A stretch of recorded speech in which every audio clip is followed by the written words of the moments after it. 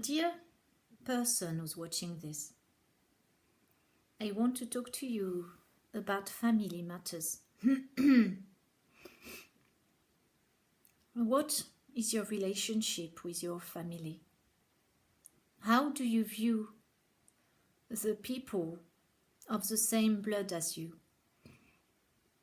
How do you feel towards them? How did you feel they behaved towards you? How did you behave towards them? As you ask yourself those questions, try to remove yourself, step back from the situation just for a minute. Step back from your preconceived ideas of what they mean to you, of who they are to you, who you think they are. Step back and look back as a soul in the human bodies that you inhabit temporarily. Let me tell you about my family. Today, my family in France are having a gathering. They do that every year. They've done it since 1989. It started with my grandmother's 80th birthday, who lived with us. And they carried on every year after that. So it used to be in different places, and eventually it has sort of gone to the same place for a few years in a communion sort of place, community place. And today they are having their family gathering, today and tomorrow. So the cousins, the aunts, the grandparents, the nephews, a lot of souls are meeting. Some live far away, some don't see each other very often, and it's an opportunity to meet everyone.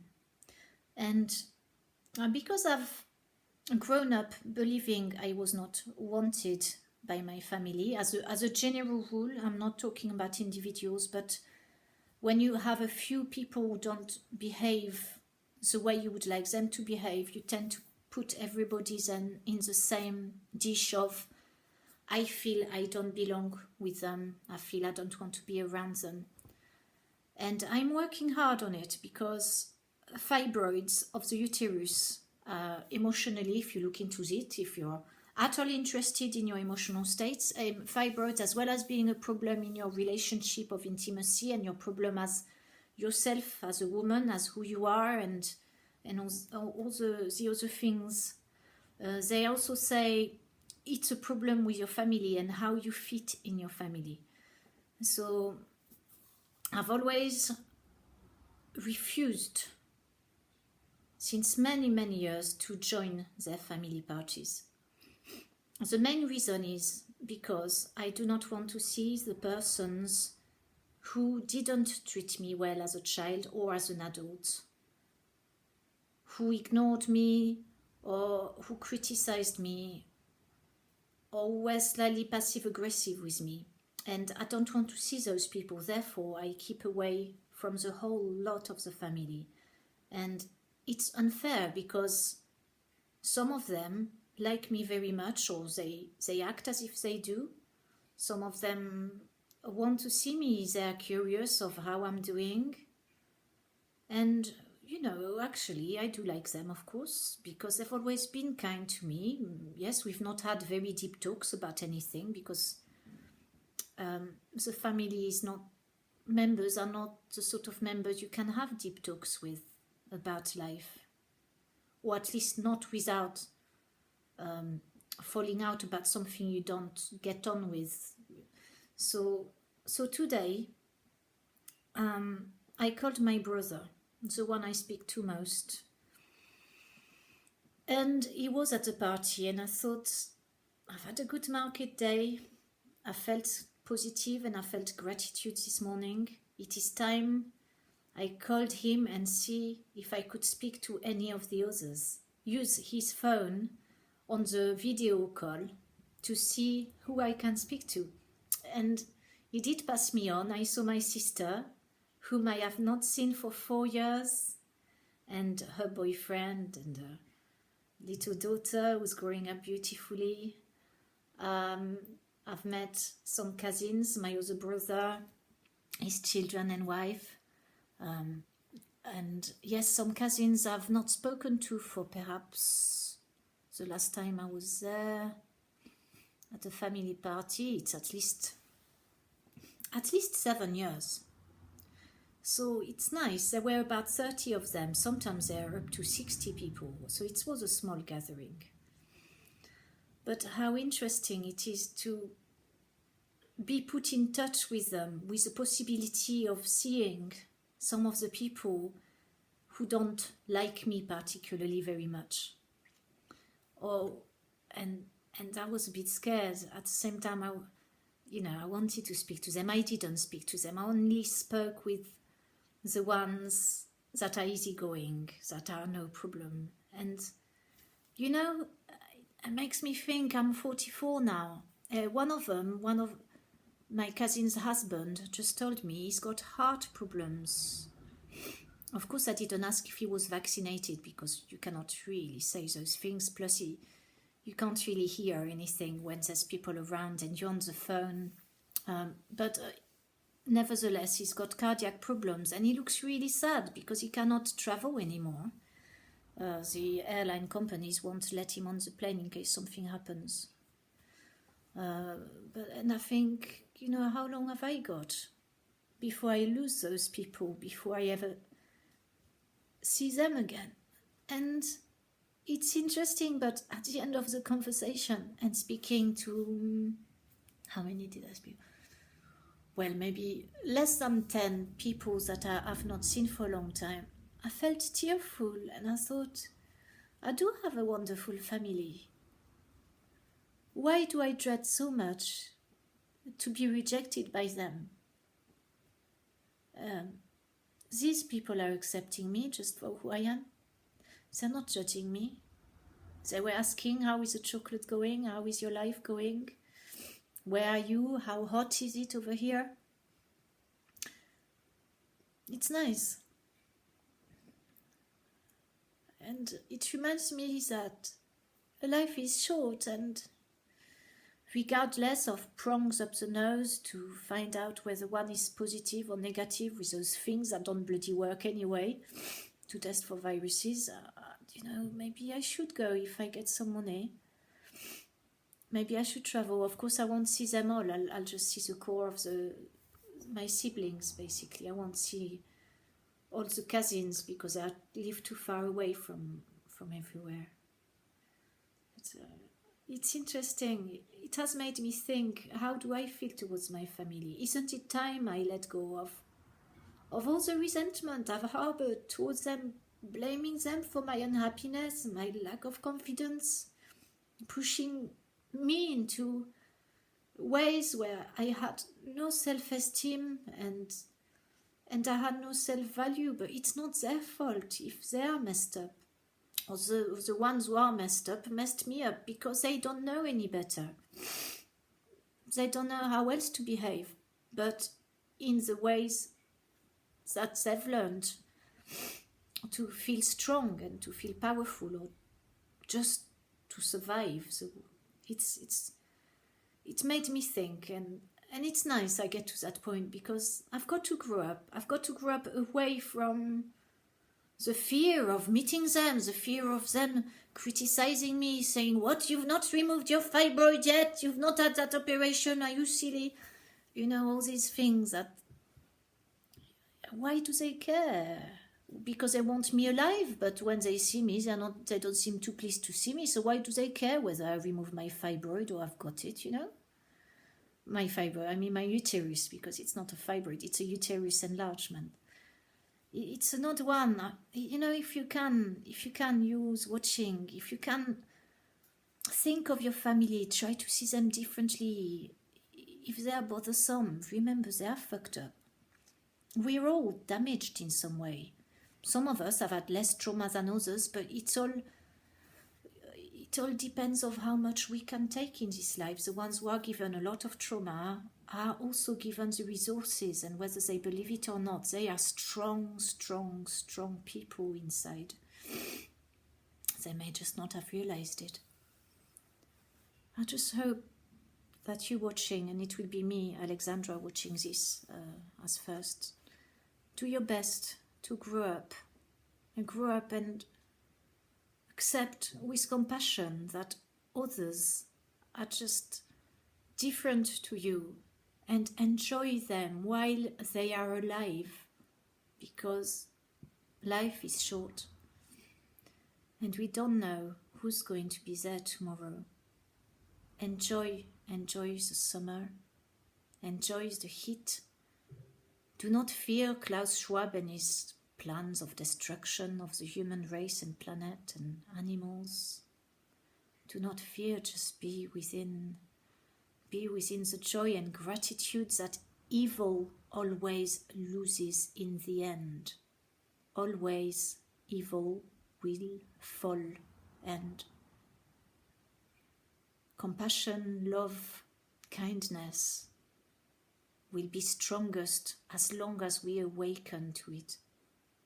To tell you something I've been doing since, I wish you would stop texting you, because you keep making blank noises. Since about, is it 2 weeks? 2 weeks? Yes, about 2 weeks.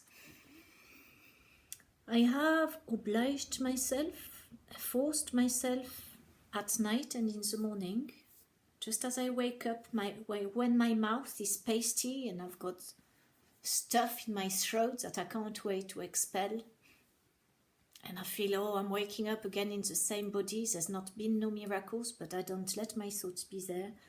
I let my thoughts be into the gratitude of this new day, the gratitude, and I say, thank you, life, for my sleep. Thank you for this good sleep. Thank you for my healing. Thank you for yesterday. Thank you for the roof. Thank you for today. And slowly, as I say these thank yous, I've started feeling just a minute amount of connective joy, like a strength. And I think then I stop then after 10 seconds of thank yous. I stop because I feel, oh, it's just bullshit. It's rubbish. It's what we were taught at Catholic school, to say thank you, our Father, but we have a proper prayer, which I really don't believe in. It's rubbish. Well, to me, it's rubbish. But since I've done that every day, I've had little miracles happen. Financially, I've had orders I didn't expect, customers coming I didn't expect, and I've had good people coming in my life. Good people as in people who fulfill kindness, they fulfill my wish of connection, they fulfill the wish I have to talk about deep things with others. And something really strange happened the other day. I was asking for a quote for some printing and found there's a cheaper way to do it. So the quote was sent back to me. It was £121 for 3,000 little cards of 15 designs about that size. And at the same time, about 5 minutes after I saw the quote, I had an order in my email, a huge order from a regular customer of £121. So my quote for the printing that I really want to do, that I didn't think I could afford because it was over £270, now reduced to something affordable, and an order of exactly the same number. I mean, how could life show me more that being grateful in the morning, even if I don't manage to truly feel it in my blood, and being grateful in the daytime when I can access it, and I have done today, brings miracles in my life. And I'm not concerned. I still have my thumb, it still hasn't grown back yet, but I'm not there staring at it all day, putting lots of ornaments. I still do the bathing in it, but you know what? I'm not so concerned anymore. Why should I be ashamed of my body? it's going back to the shame is still there. Just saying that I can feel the shame is still a feeling that's activated in me. So I've got to get away from it. I'm not so worried about the fibroid. I'm still holding it at night. And lately, I think it hasn't been as big as before. So, okay, let's show it. Don't worry, I've got another dress underneath, no nudity. So this is, can you see anything with this? This is my belly when I hold it in. This is as tight. Okay, let's do that. We can see better. Okay, this is. Hold on. Okay, we hold it in. Okay, that's as tight as I can get it in. When I let it out, it depends how much my guts are bloated or not. But you know what? Does it matter really? Does it matter? Do I need to put my body in stressful surgery? No. I'm happy. My periods are fine. I just feel, blessed and grateful with life today. So recording this video is for me to remember that when I will feel shit because I've forgotten to think about gratitude, to feel compassion and love in myself and send it to others, that it is time to go back to feeling it. I know it's hard. I know it's hard for someone like me who's been ungrateful most of their lives, because I've had negative thoughts since I can bloody remember. When I was a kid, I was just negative thoughts all the time of feeling unwell in my skin, feeling unwell as who I was, people not wanting to play with me because I was a bit shy, all this negative upbringing, that all the hurt. It was just so negative, and I became ungrateful as a result. I was unhappy, always moaning at life. Shit always happens to me, but actually I was so protected, and when I look back, wow, I was protected. I was blessed. I'm so grateful for having been just looked after by life and the universe. I still don't know my purpose on earth, if I've got one, and maybe it doesn't matter, but I just want to say, just make an effort to just right now feel just a little bit of gratitude towards anything you can think of, that if you didn't have it in your life, you'd feel a lot sadder. Just think. The roof, clean air, greenery, if you have any around you, sunshine, bacteria and fungi changing, so they are starting to eat the plastic that's all over the earth plane. And remember, we create our future with our thoughts.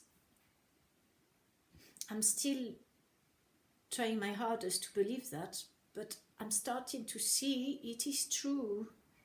So this life, I booked it so I could suffer, or at least the conscious, subconscious thinks it's why I'm here for. But it is not the only option. This life is not just about suffering. So carry on, Alexandra. Carry on and think about that family of yours. They deserve to see you. You deserve to see them. And to strengthen the links with those who really love you. And there are some of those, we know it. Do your best not to stay in the past. The past is no more. And those people, even if you told them they hurt you, they just cannot comprehend it. They're not able to work on themselves. So how could they acknowledge you with compassion? They can't, because their behavior is conditioned by their own suffering. And trust me, those people are not happy. If they've treated you like that, it's because they are pretty nasty with themselves, whatever the appearance is. So keep strong, Alexandra, and I pray that you be creative again with the piano and the music, because I really miss it. Thank you. Goodbye.